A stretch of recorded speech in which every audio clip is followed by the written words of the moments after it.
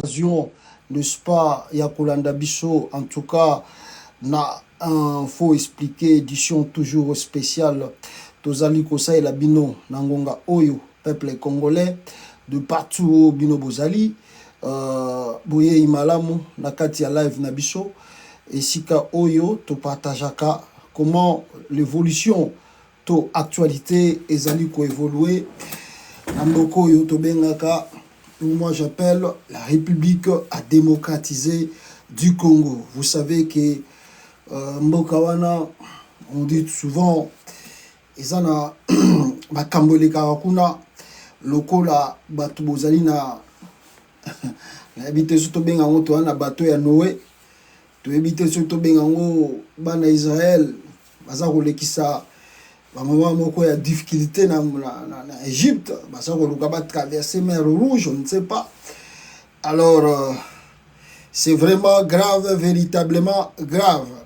Alors on va essayer de partager quelques points essentiels de l'actualité awa, notamment binoso tout oyebi to biso tout oyebi que monsieur Félix Tshisekedi est absent du pays et l'endroit où il se trouve pour le moment est banika kananute,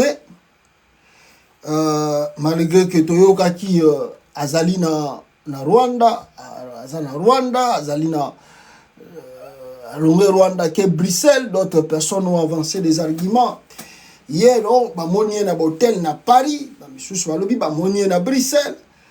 Alors, Antoine Chilombo est introuvable jusqu'à présent, au moment où je vous parle, Toyebite Azali Wapi, précisément. Ça fait de dimanche à jeudi aujourd'hui, presque 5 jours. Moi-même, j'ai mis na titre 4 jours. Mais on peut parler de 5 jours sans qu'il ait le Congo est la présidente. Est-ce que Ekoki Kosalama n'a pas été normal? On va parler de cela. Azawapi, qu'est-ce qui l'empêche de se prononcer et de parler ou de rentrer dans le pays? On va parler de cela. Tokolobela, n'est-ce pas, peuple congolais, la situation sécuritaire na partie est à Congo, Nord Kivu, Sud Kivu, Ituri, côté Kuna, je vous apprends que depuis avant-hier, la ville de Goma est déjà encadrée, donc Bananga Bazo contrôler presque la totalité. Il y a Goma Wana, on ne sait pas. Alors, Babimisi communiqué que je vais lire avec vous pour comprendre ni Nexali Koya pour na Goma Wana et Nord Kivu, Sud Kivu. Et puis nous parlerons dans moi quelques divers awa peuple congolais, ambassade ya Ukraine et Fungwami nakati ya RDC.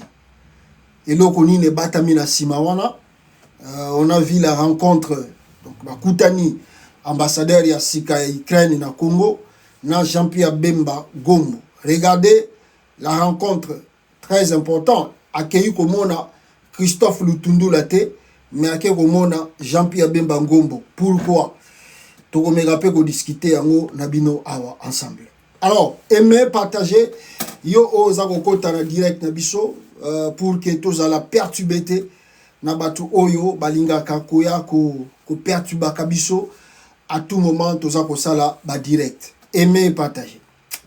Alors, na kobana na point moko boye na ebité soki pe bino bozali conscient na yango ya liboso ezali avant-hier na lobela ki bino sur les élections o esengela ki eleka oyo to esengele salama na Assemblée nationale ya RDC et na lakisa ki bino affiche ya Augustin Kabuya comme étant premier vice-président de l'Assemblée nationale et Christopher Mbosso président balobi ezali ticket gagnant pour que ba traître bazalate dans l'Assemblée nationale.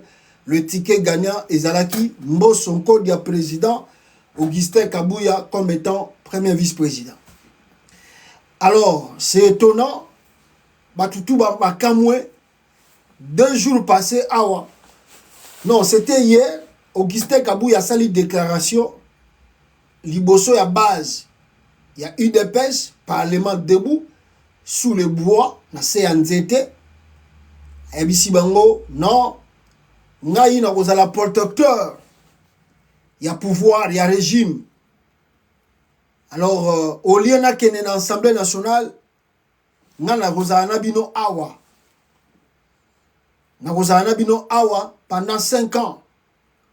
D'ailleurs, Mikoleza Koya, régime na biso, et connaître ma perturbation. Donc, moi, mbonge koya, likolo ya régime na biso. Na mandat o babandi, o non babandi atako sale le côté, Kabouya annonce déjà que ma perturbation est koya. Alors, nous avons fouillé. Tomeki kosala ba recherche. Poto yeba, pourquoi Augustin Kabouya a désisté na poste wana, il y a premier vice-président, il y a Assemblée nationale. Est-ce qu'il y a na base UDPS ou il y a un problème qui se cache?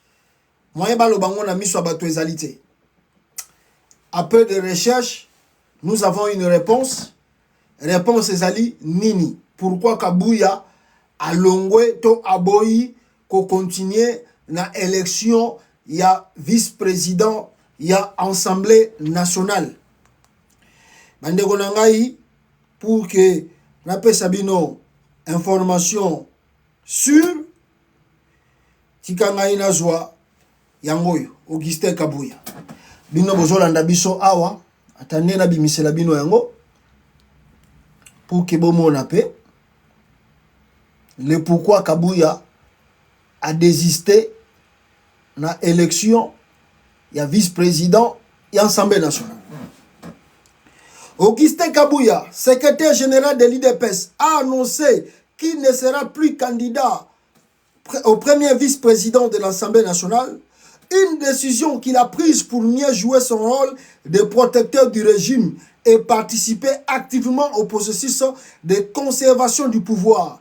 Je serai avec vous ici au parti durant les 5 prochaines années, affirme Augustin Kabouya de l'IDPS, qui prévient aussi que dans les jours à venir, le pouvoir aura à traverser de profondes zones de turbulence. Donc, Mikoleza Koya, selon Batoa IDPS, un problème belé, Nde Yangwana Kabouya, alobi ke, soki na koti na Assemblée nationale, nako koka sous ko jouer rôle wanate. Mais soki na zana bino awa, nako banda koya koloba, donc ko dénoncer plan nini eza ko préparer contre le régime à Fachi Béton. Est-ce que c'est là vraiment ezali raison o ye pousser Kabouya à la première vice-président et Assemblée nationalité? Parce que peuple congolais, l'UDPS a sali députation, a sali ba député na ye.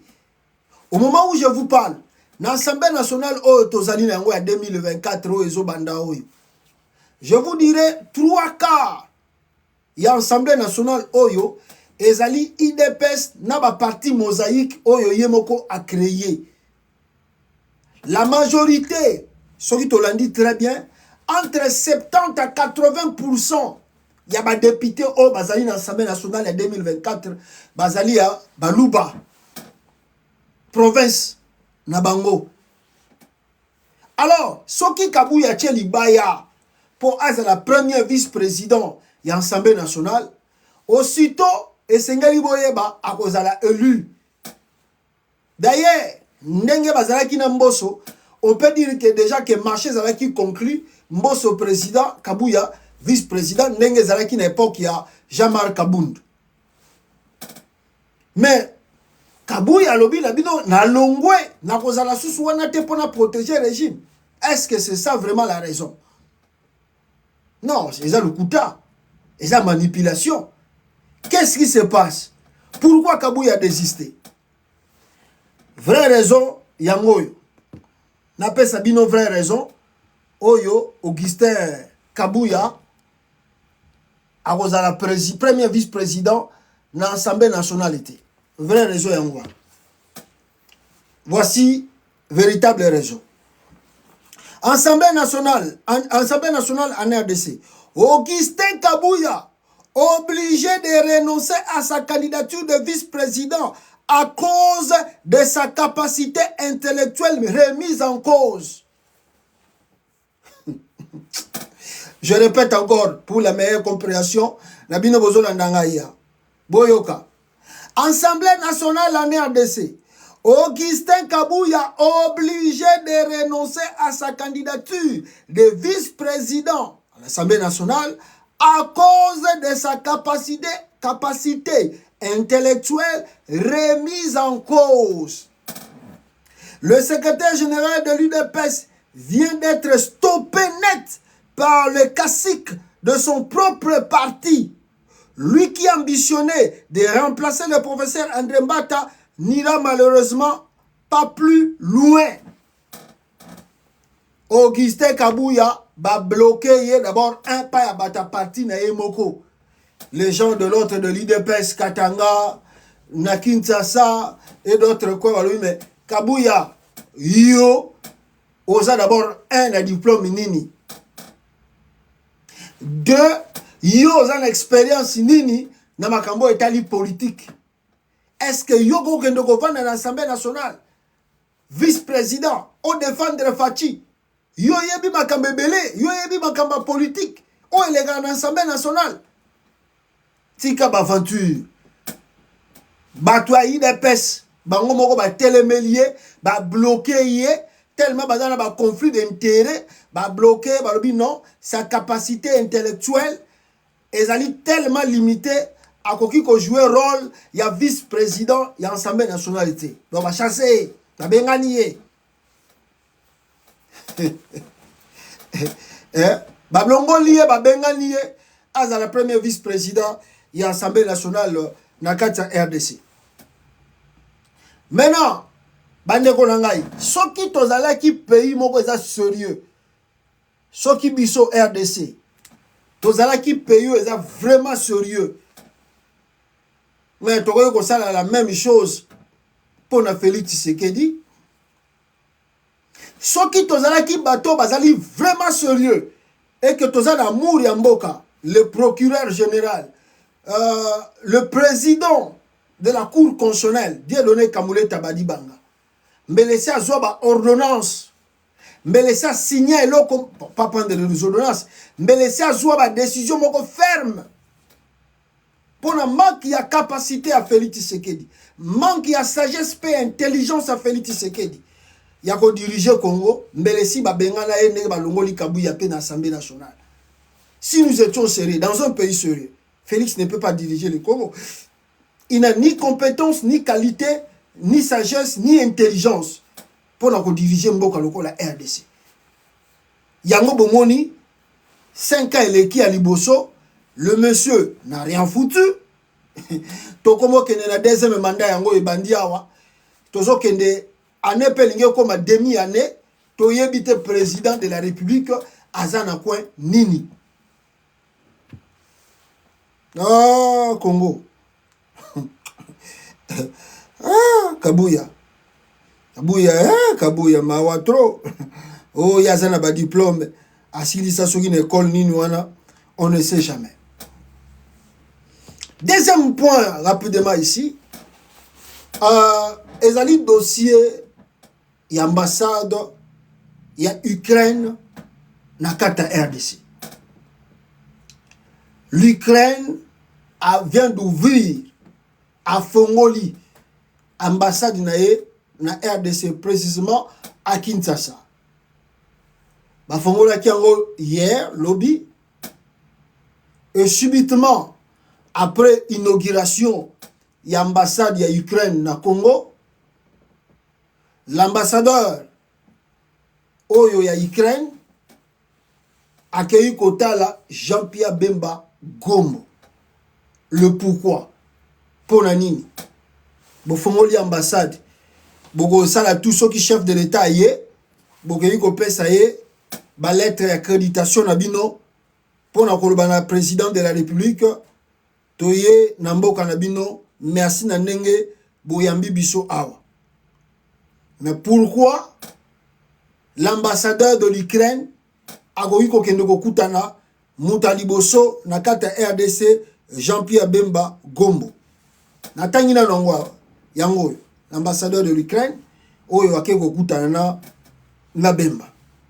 Dans une interview accordée à la presse au sorti d'une entrevue avec le vice-premier ministre de la Défense, Jean-Pierre Bemba, l'envoyé spécial du ministre ukrainien des Affaires étrangères et le représentant spécial de l'Ukraine pour le Moyen-Orient et l'Afrique, Maxime Sokisubk, a affirmé la volonté de l'Ukraine de renouer une traditionnelle collaboration militaire et technique datant de 1990 ou 90 avec la République démocratique du Congo. Balobi va renouveler, n'est-ce pas, collaboration militaire. La RDC azalaki nango na Ukraine na 1990, donc wana ezalaki Seri Mobutu azalaki na président, et pour faciliter approche il y a deux pays. Il y a liboso na ngina lobana no boy. Avant guerre oyo ya Russie, Ukraine et Russie. Est-ce que les Ukrainiens vont penser que les ambassade na bango na Congo? Non. Ba casque bleu et belé tous à la bango na RDC. À part ba Bangladesh, ba Indien, mais na Europe mingi ba casque bleu o bazaka na RDC bazaka ba Ukrainien. O batinda na Congo. Est-ce que l'Ukraine avait une fois pensé que la RDC peut même être utile et que c'est important pour Nangaï? Si Kana c'est une ambassade Nangakuna. Non. Non. Même si on parle de coopération militaire en 1990. Mais pourquoi depuis 1990, Bango va penser qu'il y a une ambassade na Congo, na RDC? Aussitôt on se réveille, l'Ukraine prend une décision, il y a une ambassade na RDC. Ça ne vous dit pas quelque chose? Il faut suivre l'actualité internationale. Bon, l'actualité internationale. L'Ukraine traverse un peu tout le banalingala. C'est un moment un peu compliqué na bitumba bazan nango na Russie. C'est un moment il y a une turbulence à Makassi.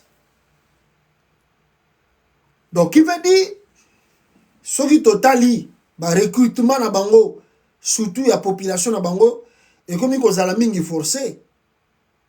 Bango pe loko la Félix Tshisekedi. Ba recruta qui est belé à ba mercenaires, ba européens belé. Mais boyebi que Mundela va kotinde na bisika a raisonnaka 2 ou 3 fois. C'est vrai beaucoup foot un bon mais faut raisonner, est-ce que si kanazo kende na koki ko s'en sortir même si na ko bunda bitumba. Lelo tozoloba bitumba oyo nenge bango bande ko monelango bakana kiteke ko sala batan belé et ko umela nenge zo umela lelo. Bah, comme quelque part, on a des difficultés belées, surtout en termes de bateaux. Il y a nombre de bateaux qui sont basés en front. Bah, ça, comme il y a un problème belé. Rappelez-vous bien, il y a eu un moment, dans le Sénégal, ambassadeur, il y a Ukraine dans le Sénégal, a tindaga lettre, ou bien bimisaka lettre, moko l'ambassade na bango, ou bazako benga ba jeune sénégalais, ou balingi bakende Ukraine, bazala recruter, bakende l'ambassade ko s'inscrire et bako faciliter bango tâche pour bakende Ukraine. Et ça là qui tolé na ba réseaux sociaux, Macky Sall ou le ministre des Affaires étrangères sénégalais, interdisa qui ambassade ça qui est à longola note wana ya ko senga ba jeune sénégalais bazala recruter pour bakende Ukraine. Ce qui est continuant, ce qui peut continuer ngana bino peut éviter. Le lot toza na tour ya RDC. Na tour ya RDC tomoni pe baye bakutani na Bemba. Pourquoi bakutani na Lutundu la te bakemba moko pa Bemba? Bakomi ko lobela moko coopération militaire. En termes ya Minduki, est-ce que l'Ukraine a sa guerre? Est-ce que que la bino Minduki? Non. En termes il y a relation Ukraine azana moma bitumba relation ni na kosa na RDC exacté D'ailleurs, basala yango te. Mais pourquoi le comme important ba ko sala relation na biso, bazo sa ba relation so ki a 90. L'objectif est zakara moko. L'objectif c'est quoi? L'objectif est ali recruter. Recruter mes frères. Objectif est ça moko. Objectif est ali balingi ba recruter ba jeunes congolais pour batinda bango côté à Ukraine kuna. Bino bozola nangaya bande konanga ba congolais nebi ke tozo ko traverser yango ministre ceux qui a envoyé spécial à Ukraine yewana na Jean-Pierre Bemba Gombo. Yewana. Soki boza maele bande konanga surtout baza na kata Congo, surtout na kata pays. Je sais que toujours l'exemple moment moko difficile na Congo, na RDC. Et Congolais après na ba difficulté toujours traverser les lots. Ya liboso na koloba ba autorité na biso ba livrer bino. Nazo bandela ngoli susu.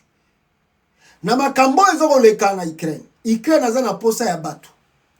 Pour ba aider à ça la front. Et je peux vous dire avec Bissala Salaya Félix Tshisekedi, y compris Jean-Pierre Bemba Gombo, na kosenga na ba Congolais belé. Et même bato baza kosala na ministère de la défense, na ba camp militaire, bisika oyo, ba jeunes Congolais bazo sala ba formation militaire, bazala na souplicité, bazala na rapidité, ya ko informer ou bien ya ko fuita ka ba information ata na ba média. Surtout biso toza na libanda pour na kati ya mboka bakokanga bango rapidement ba fuitela ka biso ba information pour que biso to dénoncer kango libosa ba média ndenge tozo sala bo. Donc je dis ici que votre gouvernement ya Félix bakoki ko livrer ba jeunes congolais moyena mbongo bakende ko sala bitumba kota Ukraine kuna. Nazolo bayango awa bokanga data lelo. Vous avez affaire à des escrocs et des gens qui aiment l'argent plus que les hommes. Jean-Pierre Bemba Gombo aime l'argent plus que les hommes. Bakoyi ko ba nouveau recrue. Oh bazali na ba camp butu bache bango na avion. Oh bozo kende formation. Nzokande kuna bakia ko sala bitumba. Et la culture ya RDC. Nous n'avons pas le temps. Yako vérifiaka. Moi na yo akenda ki na front. Akufia ki ndenge nini. Il n'y a pas d'enquête. So ba yeba pesi au rapport. Bako yebiso pe kokoki ko sala matanga te. Donc ceux qui ba recruter. Ba jeune belé.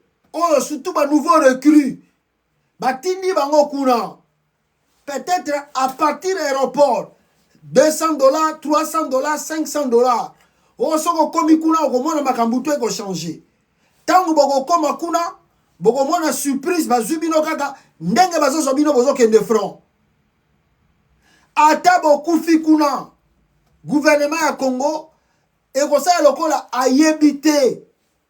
Et puis ba famille na bino, soit ba ko annoncer bango, soit pe ba ko annoncer bango te. Oyoka kaka mwana na bino akufa ki na front to akufa ki na eloko boy nzoka nde bango bazwi batu na bino moyena ba mbongo ba pesi bango batini bango côté kuna bakende kosala front. Faites attention, je répète encore, faites attention à Jean-Pierre Bemba Gombo et puis na Félix Tshisekedi. Bato yo baza bana mikiete baza bazoba te baya ko luka Bemba. Pourquoi banda koloba ba coopération militaire en 90. Ba Congolais bino boza pressé trop. Royo ga passer l'équipe to mboko na kenanga kaka. Bon soko lingo ke ndoko kufa na yo na mboko wana ya malili na front wana oyebite miloko nini ko zela yo liboso kendo ke ndoko kufa oko regretter Kinshasa mais kozala trop tard. Et puis Batouana bazaba raciste à tel point yo moko soko kiti na pied d'avion okomituna mituna banani bateki nga yao ozanga na moyen de communication ya kobenga famille na yo to kobenga bandeko na yo. Je tire la sonnette d'alarme ici à mes jeunes frères et sœurs de la capitale congolaise. Oh, visa Ukraine est comme facile. Yako ke negozo visa Ukraine. Yako ke nego oh negozo ngo bimo kendo wapi. Soko komi kuna yoko kendo wapi. Okay kuna batindio na front. Okay kuna batindio na front. Bokeba ba congolais surtout ba kinois. Bino boyoka kate. Awes oh visa kuna kutu ocheka bokei bokende. Bongo bokomona soki bokozonga ga susu RDC. Awa tolobi bozo boyoka bo comprendre makamuni ni Jean-Pierre Bemba Gombo et Félix Tshisekedi baza kolinga basala na ba coopération na bango ya moyibi ya mbongo ndenge basala kana yango. Congo kuna taba bomi bana na bino. Ba opesa bino rapport. Boko zo enquête. Oh okuva kufina yo. Bango batinde ki okende kuna. Bango ata ba force ki okende me wonga ina bon. Sakana na RDC. Voilà. On a ngana lo ba pena point wana. Bino oyo boza kolanda ngai. Je vais parler ici peuple congolais na situation militaire au front à l'est de la RDC. Biso tout aux autres constaté avancée à Corneille Nanga et ses alliés bar M23 na parti à Goma. Ba territoire oyo bango baza ko contrôler AFC de Nanga et ses alliés, il y a la paix, il y a le calme. Étonnant en est, et sika to babisika oyo gouvernement azo contrôler, ba ville au gouvernement azo contrôler, c'est le désordre total. Qu'est-ce qui se passe? Depuis jour tu koleka lobby awa, bomoni ba vidéo ça ko circuler na ba réseaux sociaux. Particulièrement ba vidéo ya Goma.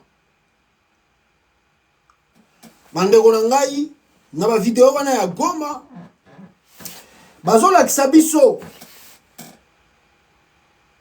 masasi soki minduki eza kobeta batu bakufi grave. Lelo j'apprends que l'armée soki la police a kangi 2 militaires na bango oyo basalaki babetaki masasi wana 2 militaires. Et puis na 4 na bango balobi wazalendo moko pe azalaki wana do bakangi lokola 3 na Goma. Batu biso balobaki ke ezali nanga mtazo sala biloko wana na Goma. Yene mtazo tia insécurité. Mais le lot na muki na tongo ba policier to la police ya Goma akangi soki 2 policiers soki 2 militaires na wazalendo moko bango nde basalaki trouble makasi o elegaki lobi na Goma. Ça montre quoi? Le pays est instable. Mboka na biso eza instable lelo. Soki ba militaire sans se gêner ba komi ko beta ba masasi na en plein centre-ville, c'est-à-dire baza ko to ça même bateau baza ko diriger bango na ba canté. Mais pourquoi situation et ça on de plus en plus précaire et dangereux pour l'avenir? Il y a Liboso 1. Oh, Jesus Christ. Il y a Liboso 1. Bande Konangai. Il y a Liboso. Qu'est-ce qui se passe dans notre armée? L'armée congolaise, le FARDC. Ninezo le Kanakati. Qui dirige le FARDC? Posez-vous la question aujourd'hui. Toi qui me suis. Mituna, nani azali mukondia FARDC lelo. Christian Chiwewe a été déjà déstabilisé. Basi ba critiquer Mapeka. Donc il assume qu'il y a des fonctions. Donc il y a Nemona Kaka. Ce n'est pas vraiment lui qui prend vraiment de vraies décisions. Il est là pour l'armée. Toyebite so ezali Christian Chiwewe. Toyebite so ezali Frank Ntumba. Ou azali la maison civile. Il y a chef de l'État kuna na cité union africaine. Maison militaire, il y a chef de l'État. Et puis toyebite so ezali Shikontintabwe. Oyo akimaki na Rwindi. Bazongisi na Kinshasa. Bazongisi sous-chef d'état-major d'opération ya FARDC. Toyebite nani azali ko diriger l'élo armée congolaise. Qui est le patron et qui dirige qui? Wana ya liboso. Yami Balé. Le militaire au front avec le ministre de la Défense Jean-Pierre Bemba Gombo. Avant ye, Moussou Azalaki wana, ba militaire en RDC, ba bandeka kolela. Bazolela. Salaire ezate. Difficulté. Au front, bazana ba munition te. Bazana OET. Bazana ba tenue te. Bazana ba condition moko mabe. Ba militaire à FARDC, avant Bemba, bandeka kolela. Jean-Pierre Bemba akoti. Batutu alobaki ke Bemba kosala ba réforme na kati ya armée ya ministère de la Défense.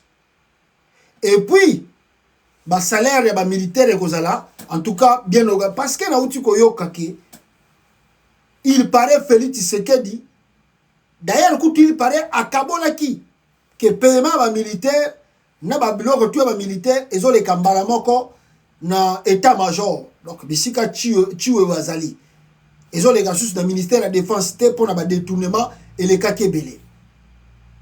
Mais à part cela, pour les efforts de guerre, il y a notice Bimakiawa écrit par Bemba ko senga na ba porte tout ya douane ya RDC babanda kotina mbongo non na banque centrale mbala moko mais na compte moko privé ba bimisi o ezokene mbala moko na ministère de la Défense pour na ba effort de guerre tilelo mbongo wekenda wapi ngana yope to éviter. Maintenant au front, si vous allez au front, le militaire congolais na front, mal nourri, mal payé, mal équipé, mal formé.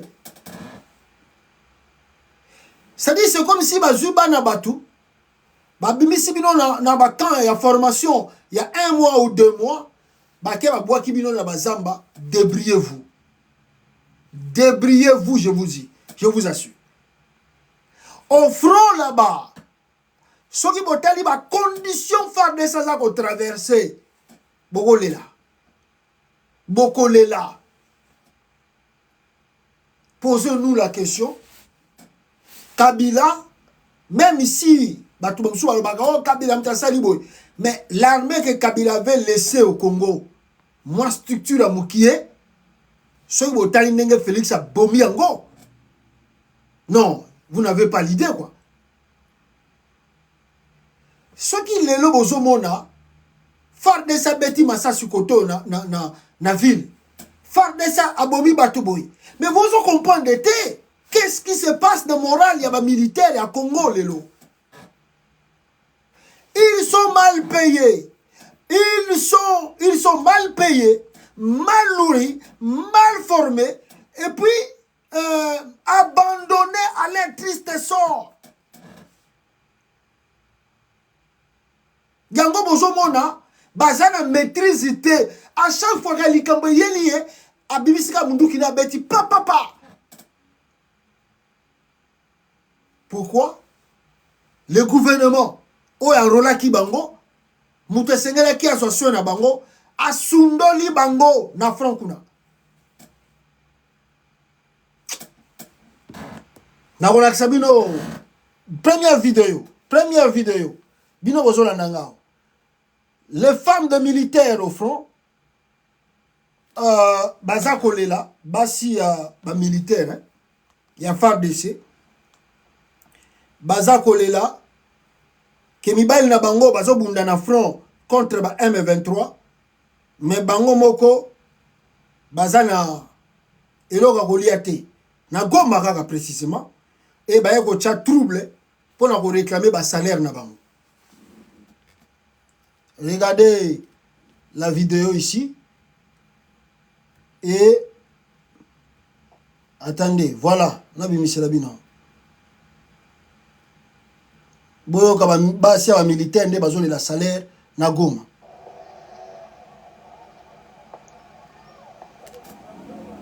Basia ba militaire na Goma bazoli la salaire exact.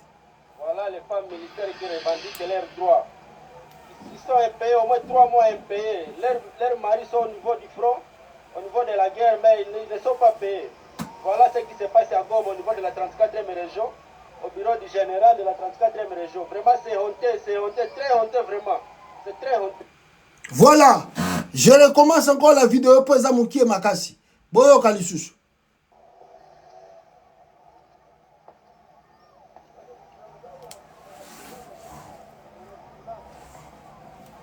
Voilà les femmes militaires qui revendiquent leurs droits. Ils sont impayés, au moins 3 mois impayés. Leurs maris sont au niveau du front, au niveau de la guerre, mais ils ne sont pas payés. Voilà ce qui se passe à Goma au niveau de la 34e région, au bureau du général de la 34e région. Vraiment, c'est honteux, très honteux, vraiment. C'est très honteux. Voilà, première vidéo. Les femmes de militaires impayées, leurs maris impayés, au front là-bas, 3 mois, bazana ba salaire te. Siko bato ba basali. Deuxième vidéo, Boyoka Sikoyo, un militaire de FARDC au front, Nengaza Koloba na bino awa. Boyoka. Soda affecté. Ala pula boy. Hein? Banda lelo na 16h, tilobi na 16h. Na lo olo mami biso do kemba. Ola ni. To bomana. Sans sou. Ça la king. Banda ba combien des années de foot amati. Mais depuis batinda biso a tilelo. Tala lelo bilo to liaka. O ba kumisa na biso to ziba 20 millions. Na mbongo biloko. Ngai nde ngai soda na ndimi na kota poloko ngai. Ngai na ndimi. Bikola paso to omona. Biso to memanga mbona president. To sacrifier banzoto na biso na bana. Pour mbongo ta biso to lalaka. Eza nini yango? Ha? Eza nini oza ko mkonza mboka soni. Azoli mbongo ba konza biso ba mbongo. Azoli mbongo. Eza nini? Oh. Voilà, je crois. Boyoki vidéo, il y a un militaire au front. Nenga ebisibino au peuple congolais, vous êtes des témoins. Vous êtes des témoins. Boyoki, les femmes de militaires impayées là-bas côté à Goma, ça qu'on manifesté, ça fait 3 mois. Leurs maris au front, on ne les paye pas. Donc, les femmes de militaires, qu'on réclamait salaire à Mibali Nabango. Donc, leurs maris qui sont au front, on ne les paye pas parce que ce qu'on va foutre bango, on est bâti de l'embongo. Alors, ça moi sinaye que nous avons salaire nanga kuna ba fouti yango. Salaire exacté, ba militaire bazan en front, salaire exacté. Wana na côté à Goma. Côté kuna na côté Olomami, boyoki mutua militaire oyo abimi selbino bula fufu na likaya ba pamba bayaka kopesa bango ngo na 18h.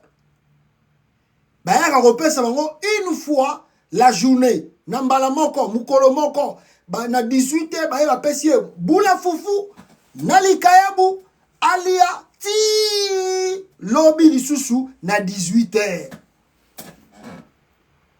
Bo sikoyo, bino bolingi, bo gagné bitumba, na ba M23. Sikoyo, bino bolingi, makambo changé, na sécurité à Congo. Avec les conditions militaires, on a front. Impayé, mal nourri, mal équipé, mal formé. Allez, on réussit le front. On bunda bitumba. Nous avons des désordre et continue à la société, même dans la ville. Les militaires ont hésité à moins de faux pas. Azum assassiné à Betty. À moins de faux pas. Azum assassiné à Betty. Parce que la situation est incontrôlable. La situation est incontrôlable. Qui est le chef de l'État? Qui est le président de la République? Chef d'armée, M. Félix Tshisekedi. Qui est ministre de la Défense? C'est Jean-Pierre Bemba Gombo. bana bato boko tinda bango kuna sans salaire bakufa na bango ka bon taba. Ah Congo après bozoloba oh menenge nini bandanga bazoboto na ba territoire mutaliete 3 jours azoliate 4 jours azolia biente masa se bandi ko beta do yefa tele magala lokole keko akima te akokima te mutasali 2 jours 3 jours aliaka te masa zo beta ko telema ako résister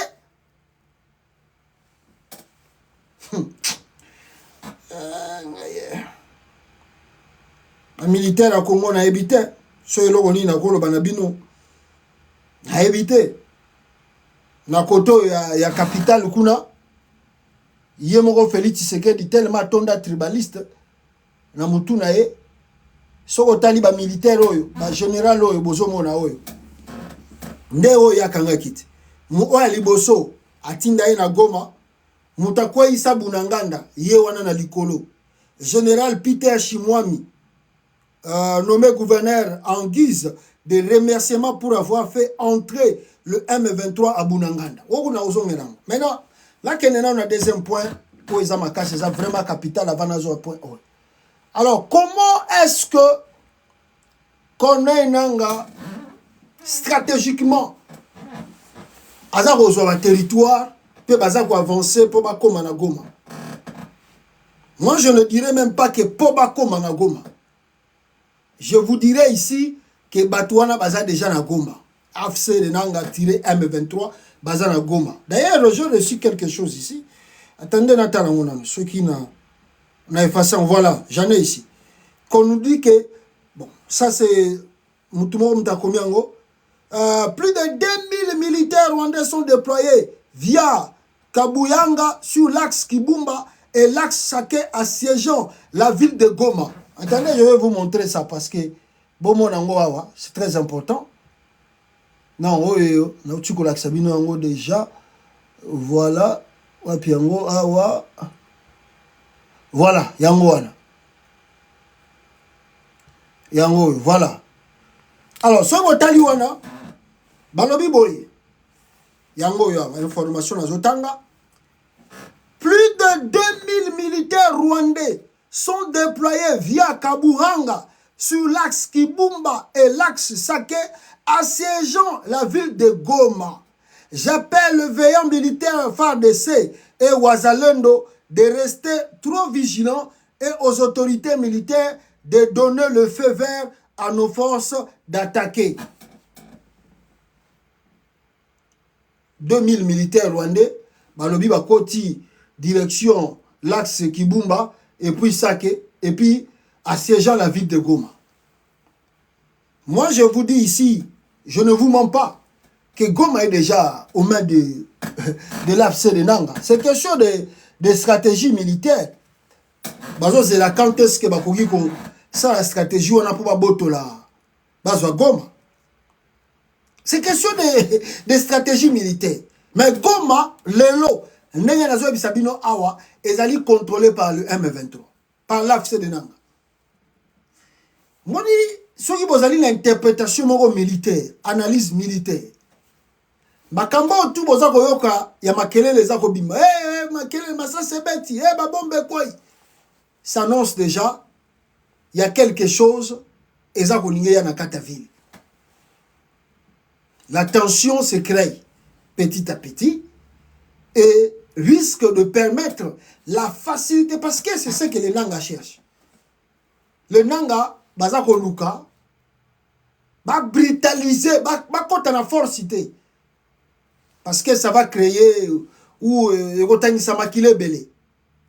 Alors pour éviter makile etange belé na kata ville bazako linga ba kota stratégiquement facilement makile za na belé te ba koti récupérer na kimia batba kufa mingité.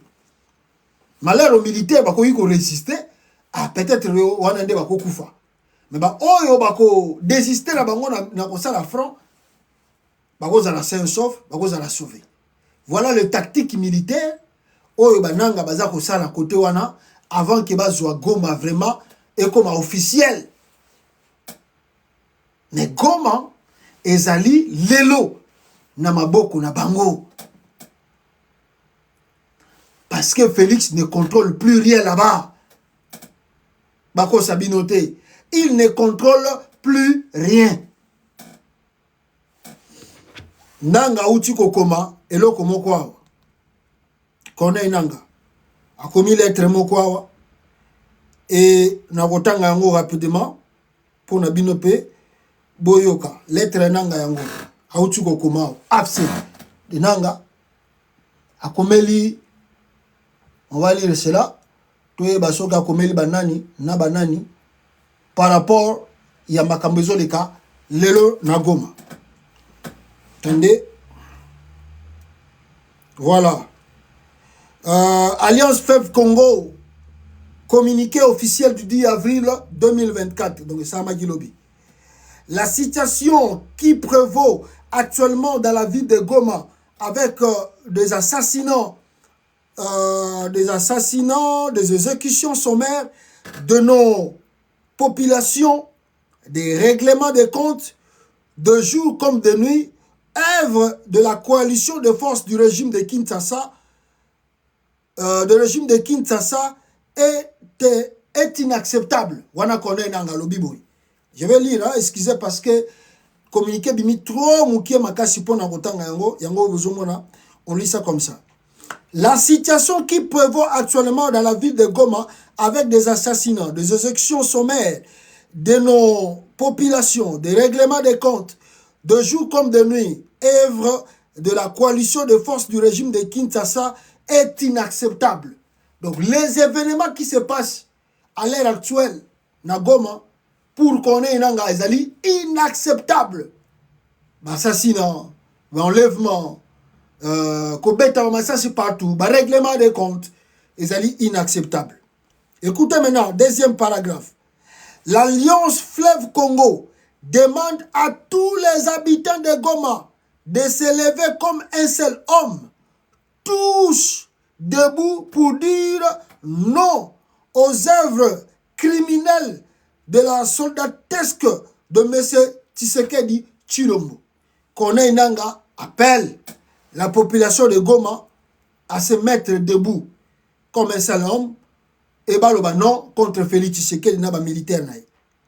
Il est déplorable que ces actes criminels soient perpétrés dans une ville où se trouvent des déployés des forces des Nations Unies, en sigle MONUSCO, avec comme mandat la protection de populations civiles, de troupes de la SADC, avec le mandat de combattre le groupe armé. Il n'est pas normal qu'une force qui prétend défendre la population civile se comporte en bourreau des innocents sans défense. À quoi sert la surmilitarisation de la ville de Goma si nos populations ne peuvent plus se sentir en sécurité ni dans leur maison ni sur la place publique? Cette fameuse société civile qui ne sait qu'appeler à la guerre et qui reste silencieuse au massacre continuel de la population civile perpétrée par les forces de M. Tshisekedi Tshilombo, allant du carnage de Goma du 30 août 2023 au maître de ces mercredi 10 avril 2024, elle doit être déchue. L'Alliance Fleuve Congo en appelle à la résistance de tous les habitants de Goma contre le régime sanguinaire de M. Tshisekedi Tshilombo. Nous appelons également tous les Congolais d'autres provinces à soutenir les habitants de Goma pour exiger le départ de la ville de ce groupe armé communément appelé FARDC et tous ses alliés et supplétifs qui tuent notre peuple.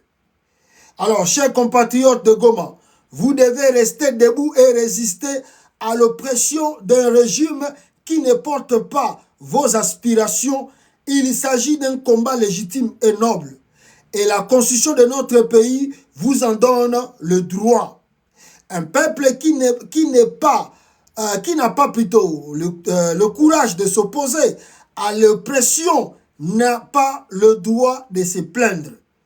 Goma se meurt avec le régime Tshisekedi Tshilombo, mais Goma renaîtra de ses cendres et amorcera son émergence avec l'Alliance Fleuve Congo, faite à Bunanganda le 10 avril 2024 pour l'Alliance Fleuve Congo.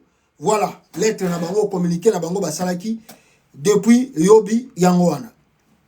Si vous suivez le communiqué, vous comprenez que donc dans l'esprit de Corneille Nangaa, c'est déjà communiqué à la population de Goma, Bayamba bango à bras ouverts. Tactique de guerre, tactique ya bitumba yangoana. Bazo préparer masse que tozoya tala bato bazo bana bino ki bazali bata régime. Bango bayaki po ba batela bino. Est-ce que bazo batela bino ya solo? Est-ce que bazali tout autour na bino ya solo? Est-ce que bazali ko répondre na ma besoin na bino?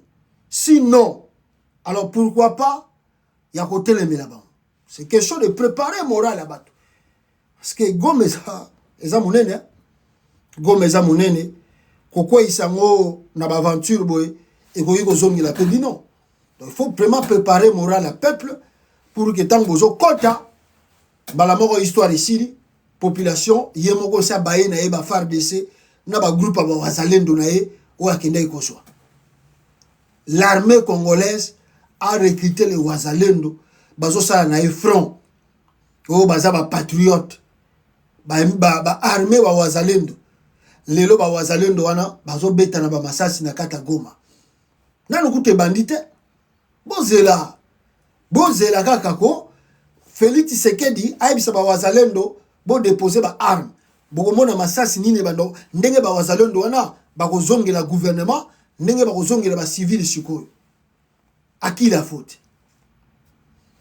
Ah voilà, donc je pense que aussi moi je peux dire même si on parle de stratégie militaire, mais on peut dire que c'est dans l'urgence. C'est dans l'urgence que Corneille Nangaa et ses alliés doivent intervenir, doivent agir le plus vite que possible. Parce que la population congolaise a retraversé un moment difficile, a besoin de secours, a besoin de soutien, a besoin d'un messie, oyo, a changer la situation. La population de Goma, bazali prêt à se soulever. Mais binomo boyebi régime à Tshisekedi, vous avez évoqué ça dans votre communiqué. Batuya wazalendo basala marche le 30 août na Goma. La réponse de Tshisekedi, bah côté la bango tin église, on a massacré. Ti le procès à la mapete. Donc la population là est près de marcher. Mais bah côté nini avec Félix Tshisekedi qui est prêt, il y a massacrer bango. Ce qui est intervention sur les actes. Donc aujourd'hui, on peut dire cela que avec le régime Tshisekedi, la société civile doit être accompagnée dans la force militaire. Voilà le pourquoi aussi Nangaa avait compris ou a compris cela, que pour faire le front avec Félix Tshisekedi, tu dois avoir un parti politique qui sera conduit et dirigé par des civils, et puis en même temps, branche armée. Comme ça, quand vous parlez de la politique, ça ne marche pas. Balingi ba kangabino, ba freiner bino, bozongeli bango na front militaire, bogoyo kanana batouana très bien. Lelo, même à Kinshasa, Martin Fayulu sera bengi marche, bako piétiner yango. Peter Kazadi, akotinda bana moura, bako boma batu. Et puis il ne demande pas de compte. Mais il faut un groupe armé, il faut plutôt branche armée. Nengenanga zosala. Politique et branche armée. Alors, là maintenant, au moment où bazo torsa mingi côté à bananga, parce que banda bananga va vendre front, pour yoga ke bakanyi mutu na bango eza pasi. À part bakangaki na Tanzanie wana, bamaki na Kinshasa. Nana okende kuna. Shiko Titambo akendaki na Rwindi. Akimi Shiko Titambo batindaki na Rwindi. Akimi abundite, akimi yemo. Donc voilà le pourquoi j'insiste ici pour dire à Nangaa, la population congolaise a une posa, il y a branche armée qui ko accompagner pour na barrer ba militaire de Félix Tshisekedi malgré que bazali impayés, mal nourris, mal formés. Mais ba militaire de Félix Tshisekedi bazali prêt à kobeta masasi na bango na population. Ah, Mawatro, peuple congolais, le peuple demande le secours. Mais l'information me soupe mela kinga awa. Nata na lo bango rapide. Avant kota na makambo Félix Tshisekedi. Ezali que 3 militaires oyo bazalaka na front na ba série moko boye. Lelo oyo misusu bazana boloko. Misusu comme bazali bato bazako teka ba minéraux au profit de Félix Tshisekedi. Bazali vivant. Ces 3 généraux là que vous voyez. Général Peter Chimwami, nommé gouverneur en place et plutôt en guise de remerciement pour avoir fait entrer le M23 à Bunaganda avec l'aide de l'armée ougandaise. Malobi ye tipo batiki gouverneur na Goma na Nord Kivu parce que boyebi ke ye netane ko contrôler Bunaganda. Bunaganda kweya yakima basambisa ye eleka nango boye ye wana babambi gouverneur na Goma. Général Yav incarcéré dans la prison de Makala pour avoir combattu le M23 lors de leur entrée à Bunaganda. Yav ti le loi zana Makala motif M23 zokota Bunaganda asalaki front après ba yeko se retirer mwandambu balobi ono asalaki lâche akita Kinshasa ti lelo Filemon Yav azana prison Makala. Chikoti Tambwe oya komi sous-chef d'état-major de l'armée de FARDC tout ça yé pourquoi barapatrier na Kinshasa. Général Chikoti Tambwe vient d'être remercié pour avoir accompli sa mission de donner Rwindi au M23. Chikoti Tambwe ye azongi Kinshasa bazongi sie na poste na ye mais Rwindi koi babia siko selo bato ba interpréter babia ah bon de so ito konti mozindo à chaque fois batindi mutu moko boya au gradé à sali front côté est et que ba M23 ba récupérer ba territoire wana mutu wana fu ba remercier ba commissaire mokonzi mais soko sali front na ba M23 bakangi yo balamoko. Exemple ya Chikoti Tambwe, exemple ya gouverneur ya Sika, ya Nord Kivu. La trahison et le traitisme, même au sommet de l'État, il y a Félix Tshisekedi, ça existe. Voilà. Alors, peuple congolais, où est Monsieur Félix Antoine Tshilombo? Félix Tshisekedi Azar. Ça fait, disons la vérité, et ça lit presque 5 jours, jour pour jour. On ne sait pas là où se trouve le président de la République. Est-ce que c'est normal? Papa et la famille, Abima, Banda Bima, 5 jours sans communiquer, sans couper sa nouvelle naïe, azali bien, azobela, eloko nini komeliye, boye bite. Mboka mobimba, ndenge tozoloba na biso, tozosala émission boye, na kata RDC, toyebite président azali. Tovandi, Congo mobimba tovandi, tokangi maboko, toza ko observer biso non surtout, on ne sait pas là où se trouve le chef de l'État. Étonnant en est, parce que c'est normal. Hein? Les gens pensent que c'est normal qu'un chef de l'État peut faire 5 jours sans donner la nouvelle naïe, na population naïe, na mboka naïe, c'est normal. Et ça l'a raté. C'est grave ça. Imaginons un peu. Imaginons un peu. Et là, on a mis Sikon à Kinshasa. Coup d'état, quelque chose. Ou bien, groupe armé, mon bandit au Kota. Batmazou, c'est la chef de l'État. Qui va prendre la parole? Ce qui est situation urgence, na minute et salami, nana goloba na Congo. Le place d'un président, poste à président, et qu'on n'allait jamais vacant. Donc, vacances, il y a président Zalakate.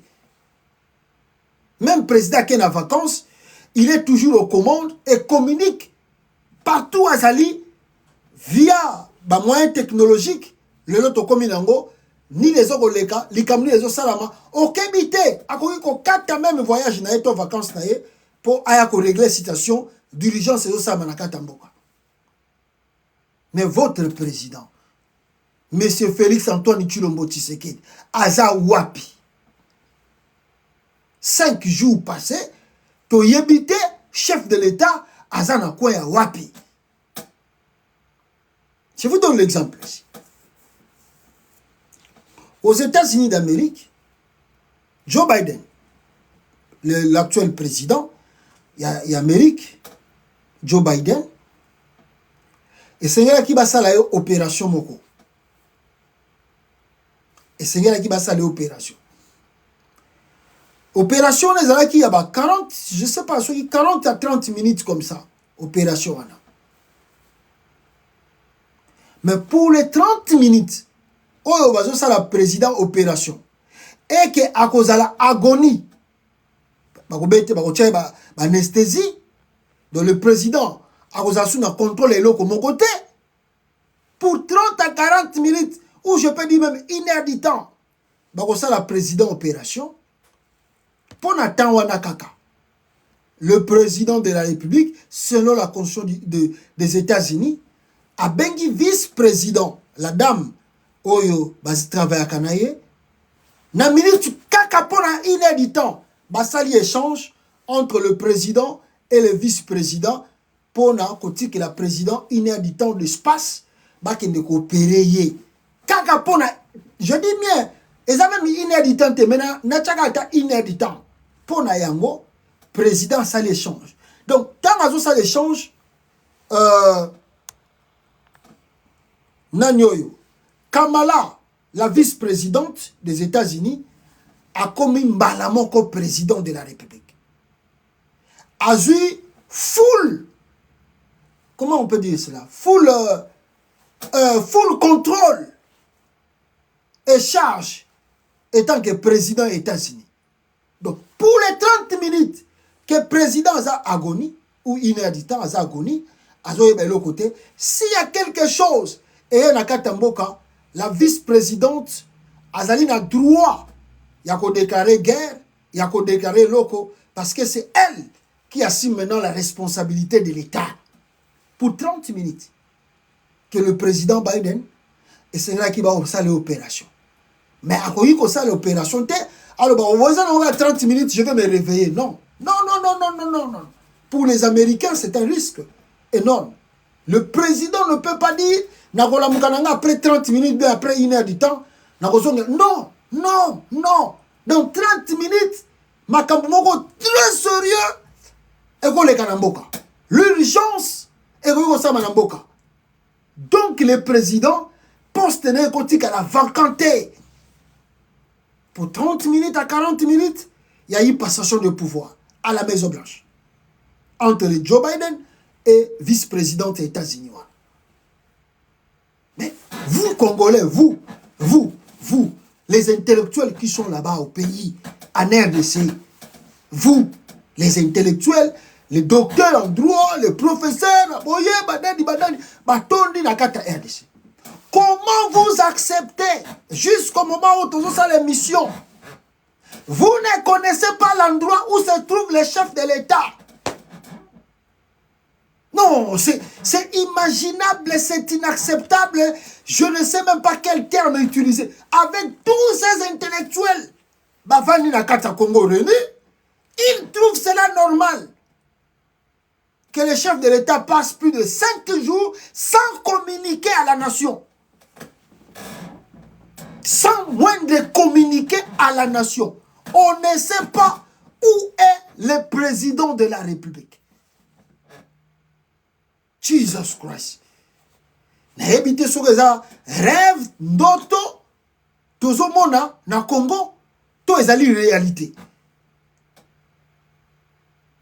N'habitez en d'auto, est allé réalité, tous au vivre, na mboko yo à Congo yo, tout vraiment, n'habitez tout benga, tous à la classe politique, tous à la intellectuel, ou bien, mboko ngo est nini.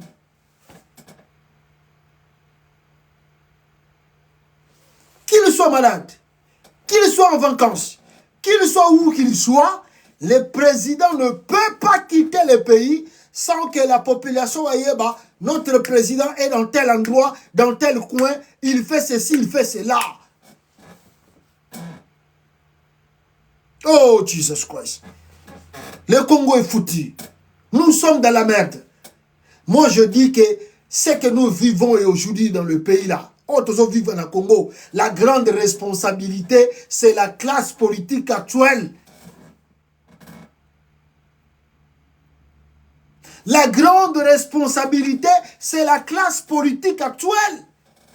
Je dirais même, je peux même aller plus loin. Cette classe politique a échoué de bâtir le Congo, de conserver le Congo, de préserver l'unité du Congo. Cette classe politique a échoué. Vous laissez quelqu'un, parce qu'il est Tshisekedi, à Kenaye, Mboka Kei Boyebite, le jour qui va revenir, on ne sait même pas. À Kenaye, il ne communique pas pendant 5 jours. Et les gens sont tranquilles. Ils parlent des élections, il y a l'Assemblée nationale, ils parlent comment le gouvernement va sortir, quand est-ce que le gouvernement Kobima, qui sera ministre, qui ne sera pas ministre. Mais les gens ne s'inquiètent pas pour que Bayeba, président Mbokoyo, parce que c'est lui le garant, c'est lui qui a le flambeau, c'est lui qui a un grand, le dernier mot à dire pour la République, c'est Félix pour le moment. Bon, si les gens s'interdisent aujourd'hui au Congo, ce qui est le Kambou et Yesiko na Congo, beaucoup ça la nini, cette classe politique, il y a RDC. Mais il faut exiger. Et il faut exiger. C'est un droit que les Congolais, au Bazanango Yako Senga, pour bailler une équipe communicationnelle, il y a Félix, s'il est malade, on s'en fout qu'il soit malade. S'il est en vacances, on s'en fout qu'il soit en vacances. Mais ils doivent communiquer, ils doivent éclairer l'opinion. Où est le président? Où est le chef de l'État? 5 jours, le pays sans un président. 5, je dis, j'ai dit 30 minutes. Dans cette opération, il y a Joe Biden, passation de pouvoir de Samina Blaise Blanche. La vice-présidente a commis président full. Pour 30 minutes, président full. Mais pour vous, 5 jours passés, vous voyez le bilan qui vous êtes là. Asara Oyalingi, Mukole Makamune, Akebo Sale Kosila, et Sili, Asara 1 mois, Asara 2 jours, Asara 1 semaine, Asara 2 semaines, on s'en fout. Ayagozo Garaka a continué pour ça la Moussala Naï. Ho ho! Ho ho! Eh Congo! Je dis que, mes frères et sœurs, le chèque actuel, le chèque du Congo actuel, c'est sa classe politique que nous avons dans le pays. Alors que, l'échec total, le chèque du Congo, c'est la classe politique que nous avons dans le pays. C'est sa classe politique. Parce que Chilombo, s'il fait ce qu'il fait, parce qu'il y a dit que, non, on va le non, on va tout, non, on va revendiquer, non, on va pousser, nous t'azate. Il y a un moment où nous sommes à un moment où avandi na ye bisika ki avandi na ye kangine maboko azozela avandi na ye soki bazo pere soki bazo sale nini avandi na ye oh oh ngaye Jesus Christ non C'est imaginable. C'est vraiment inquiétant. C'est imaginable. Je ne peux pas quoi là. Nos aînés, non. C'est pas vrai ça. C'est pas vrai. C'est pas vrai. Où se trouve Félix Tshisekedi? Au Congo, le vide du pouvoir est aussi absolu qu'inquiétant. Oh, on a la libre Belgique.be, journal à la Belge. Balobi bien boy, Balobi boy. Au Congo, le vide du pouvoir est aussi absolu. Le vide. Il y a le vide. Il y a le vide du pouvoir au Congo. Au moment où je vous parle, il y a le vide du pouvoir au Congo. Absolu et inquiétant. Ça inquiète. Je m'inquiète pour l'avenir du Congo. Parce que le vide que Tshilombo a laissé à la tête du pays, tout peut arriver. Tout peut arriver. C'est inquiétant. C'est inquiétant. Au Congo, le vide du pouvoir est aussi absolu qu'inquiétant. Les institutions sont en pente, tandis que les rebelles n'ont jamais été aussi proches de Goma. Les rebelles, Bananga, commis déjà dans Goma. Notre président est-il vraiment chez vous à Bruxelles? Interroge un parlementaire congolais ici des rangs de la majorité. Un parlementaire à Zomituna. Est-ce que vraiment président Nabiso, il y a RDC? Est-ce vraiment à Bruxelles? Namboka na biso na Belgique kuna. Même les parlementaires ba éviter bisika président za. Ah Congo. Ah Congo. Depuis dimanche 7 avril, Félix Tshisekedi a quitté la République démocratique du Congo. Selon la responsable de la communication présidentielle, démentant l'information qui prétendait que le président de la République était passé par le Rwanda. Au Rwanda, il effectue plutôt un déplacement à l'étranger pour des dossiers urgents liés au pays. Pour Tina Salama, Félix Akinagi na ba dossier urgent au Italie Maramba pays, Mboka Kei et Ebanite, Akeko Kutana Banani, aïe, oh Jesus Christ, oh non, c'est pas possible, c'est pas possible. Ce n'est pas possible. Pourquoi je dis cela et j'accuse cette classe politique? Parce que jusqu'à présent, ni Martin Fayulu, ni Moïse Katumbi, ni d'autres opposants n'ont demandé de compte à la présidence d'expliquer le pourquoi le président n'est pas dans le pays. Un simple tweet, il y a Tina Salama, le bango, président d'un étranger, à quel Salama Kamoko érigé dans le pays. Le Congo n'appartient pas à Félix Tshisekedi. Le Congo ne lui appartient pas, ni à sa famille. Que lui peut partir à l'étranger pour signer si des trucs urgents qui concernent le Congo. Oh, non, non, non, non. Le chef de l'État, avant de signer tout document, il doit informer son Parlement. Il doit, le truc qu'il va signer, il doit dire déjà aux Congolais de bien savoir que na Keyawa, accord des aboyés, na ko signer boye, avantage na biso to signer ngo ezaboye. Alors, nango na kei, tant na ko ya na ba texte biloko na signé, na remettre ngo na parlement, bo étudier yango. D'ailleurs, la plupart des temps, avant même que le président ça a déplacement nengwana, soit que ko signer ba accord sur ba biloko tout, déjà ba dossier yaka, Assemblée nationale ba étudier yango, soit ba moni que c'est bon, ba prouver yango même en catimini na ba bureau na ba session à huis clos. Chef de l'État tant que kamba mo akecha signature na. Il n'aura pas le temps. Tant azo comme na mboka wana kei abanda kotanga a comprendre ba documents na surtout. Mais l'Assemblée nationale soki de asi basali musala wana, ça lui facilite la tâche, il y a yeka katia signature et puis les contrats sont signés. Mais de plus, dans quel pays le président prend des engagements avec qui et na domaine nini oyo ba congolais baza sans ça koyebate. Mais ça, c'est mettre le pays dans le risque énorme et grave. Donc, le communiqué de Tina Salama, si nous étions les Congo avec des politiciens responsables, et c'est là qui va faire une démission directement. Il y a Tina Salama pour avoir tweeté que le chef de l'État est dans un pays inconnu. Tu ne peux jamais communiquer, dire que le président a accueilli une urgence dans Mboka Oyo, yo même porte-parole au gouvernement. C'est très dangereux. Communiquer Yatina Salama. Qui peut coûter cher. Parce qu'ils connaissent l'information, mais ils ne veulent pas dire aux Congolais. C'est très dangereux pour la sécurité du pays. Très dangereux. Alors, pour l'instant, c'est le blackout complet sur l'agenda présidentiel et la porte ouverte à toutes les rumeurs, alors que sur le front de l'Est, la rébellion de l'Alliance Faible Congo, dirigée par Corneille Nangaa, n'a jamais été aussi proche de Goma.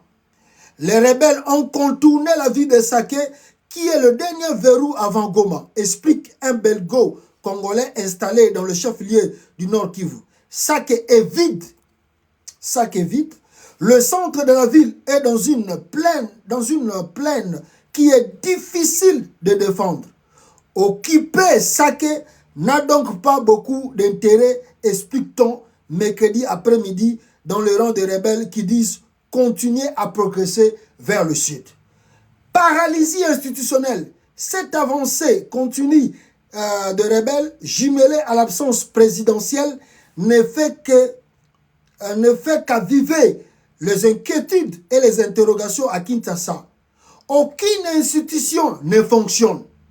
Boyoka bien, aucune institution ne fonctionne. C'est très inquiétant, explique un patron de PME quinoise. La situation économique se détériore. Socialement, c'est de plus en plus morose et il n'y a aucune perspective, aucun projet politique. On a une nouvelle première ministre, mais elle est incapable de former un gouvernement, poursuit-il. Tshisekedi à Bruxelles. De bonnes intentions, mais rien contre la corruption. Dans le fait, l'Assemblée nationale est installée, mais de 7 personnes qui doivent la gérer n'a pas été désignée. En cause, une guerre de tranchées plutôt entre plusieurs candidats à la présidence de l'Assemblée nationale. Le nom de Christophe Mbosso, le président sortant de l'Assemblée nationale, de Modeste Bayati, l'ancien président du Sénat, et de Vital Kamerhe, l'ancien colistier de Tshisekedi en 2018, qui a déjà occupé ces choix, sont cités pour ce poste. C'est au président de la République de trancher, Félix Tshisekedi. Tant qu'il sera absent, l'Assemblée nationale sera paralysée. Il n'y aura pas non plus de nouveau gouvernement. Na Congo Kuna, explique un diplomate occidental. En effet, pour l'instant, le pays est entre les mains d'un gouvernement démissionnaire depuis 1 mois et demi. La première ministre désignée par le chef de l'État consulte confortablement installée dans un des hôtels de 5 étoiles de Kinshasa. Ce qui coûte une fortune à l'État congolais, explique un fonctionnaire international de passage dans la capitale qui ne comprend pas pourquoi ce travail ne peut pas être fait dans un ministère ou un bâtiment plutôt qui appartient à l'État. Ce pays a l'art de vivre au-dessus de ses moyens. Les rebelles progressent dans l'Est. Un dialogue avec Kinshasa paraît illusoire. Mais pour l'instant, le chef de parti ne se bouscule pas dans le couloir de l'hôtel Fleuve Congo pour rencontrer le chef de l'exécutif. Le formateur, le secrétaire de l'UDPS, tout ça, c'est un vrai souci pour beaucoup de partis affiliés à l'Union sacrée, Banine et tout ça. Alors, je vais sauter. Alors, le Sénat, le retour, rien. Le vide institutionnel est total dans un pays qui menaçait il y a peu d'entrer en guerre avec la moindre escamouche avec un de ses petits voisins. Wana Félix Tshisekedi. Donc, le vide institutionnel est total dans un pays qui menaçait il y a peu d'entrer en guerre avec la moindre escamouche avec un de ses petits voisins. Le vide là, Félix Tshisekedi, on ne sait même pas. La Libre Belgique vous a confirmé ici qu'il n'est ni à Bruxelles, ni en France, on ne sait pas. Bon, selon l'information, il y a Bisso, il y a Kati, il y a des gens qui m'ont appelé. À part Kozalanaye na Rwanda, Félix Tshisekedi s'est déplacé pour Bruxelles. On m'a dit qu'il est à Bruxelles, qu'il il est hospitalisé. Ça là qui est opération. J'ose croire aussi que c'est comme si Félix Tshisekedi a quitté la capitale avec urgence.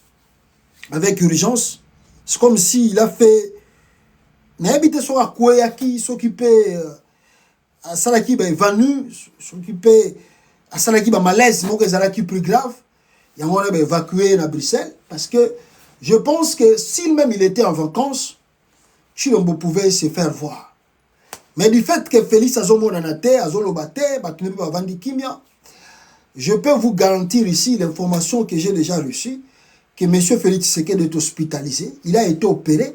Vous savez qu'à souffrir à peine à maladie, il y a hernie discale.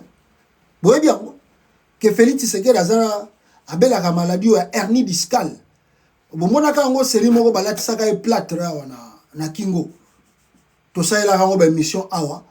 Il plâtre na Kingo awa. Donc, on ne sait pas si cette opération est fonctionnait qui bien et que le monsieur se remet vraiment avec Baïta Naïnon surtout.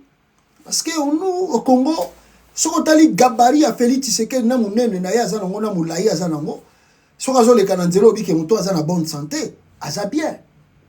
Mais je vous dirais que Tshilombo a des problèmes de santé. Je vous dis la vérité, Félix a des problèmes de santé. Je vous donne l'exemple. Exemple, est-ce que vous avez dit que tant Félix a commis président, premier voyage il y a Kenda Kizaki Maroc. A Kenda ina Maroc. Na Maroc tant a commis na Maroc, azalaki opéré na hôpital militaire, consulté na hôpital militaire ya Maroc. Il y a eu des secrets d'Imaki. Consulté pour la première fois na Maroc. Après, il y a quelques mois, opération et Kolandana na Bruxelles. Donc, si on suit très bien Baligné Wana, on peut dire que c'est comme si l'opération est à Bruxelles et Simbaki Bienté, alors, et plutôt à Maroc, dans l'hôpital militaire, on est Simbaki Bienté, alors c'est une intervention Moussousou. Donc, le temps où on a médecin Nini, on a consulté Félix Tshisekedi peut opérer, si bakende kozwa médecin wana bomonaki bakanga na ba photo na Bruxelles. Alors tant autant ekokaki, c'est comme ça que bakende coopérer na Bruxelles ndenge bomonaki wana. Bon, maintenant aujourd'hui encore, je peux vous dire ici que Tshilombo et on peut dire comme ça, il est hospitalisé. Félix Aza hospitalisé na Bruxelles. Parce que je ne vois pas l'importance que Félix Aza na bonne santé, Aza bien, Oyo a connu que ça là plus de 5 jours sans qu'il a communiqué, sans qu'il ait moins de signes de vie. Je ne vois pas. Et si vous partez à la présidence aussi ne veut pas communiquer. Secret d'État. Même si on part signer des documents, mais est-ce qu'on signe des documents de l'État? Est-ce que va signer un document contraire l'État à Kobatama? Non. Non. Félix Tshisekedi azali bel et bien hospitalisé. Retenez ce que je vous dis. Bako ça la vidéo surprise à Bimi, azotambola, mais aza hospitalisé. Félix Azobela, aza hospitalisé. Donc c'est-à-dire nazo soupçonné opération basala qui est na Maroc et Simbaka bienté, ba yeko bandela ngo sous na Bruxelles. C'est comme si aussi et Simbika bienté na nzoto na yi. To yango moni plutôt il y a tout royo bah évacuer na urgence d'urgence hein? Bah évacuer Félix Tshisekedi. Oh merci beaucoup bande konanga donc 5 jours président Azati Namboka bino bomo nango normal bah fatigant na ba taliban il faut na oki kutu ba pasteur mususu na kindi ba comme ça déjà ba prière. Ba pasteur à l'église de réveil, ba komi ko sala ba prière pour Félix Azonga. Oh. Bino bo sala prière ani. Ba yebi si bino te bisika azali, soka zobela te. Vous commencez à multiplier des prières pourquoi? Tshilombo est malade, il est hospitalisé. Ah. Bando ba taliban. Pour ça ba prière à makasi. Merci beaucoup na bino tubo landanga yawa. Tokute na bino mbalasima. Peuple congolais. Merci na bolaninga na TikTok, merci na bino bolaninga na Facebook. Tokute na bino prochainement, aimez et partagez peuple congolais. Actualité na biso oyo, aimez et partagez. À la prochaine. Voilà. Voilà. Aimez, partagez, s'il vous plaît. Yo, Okolanda Biso.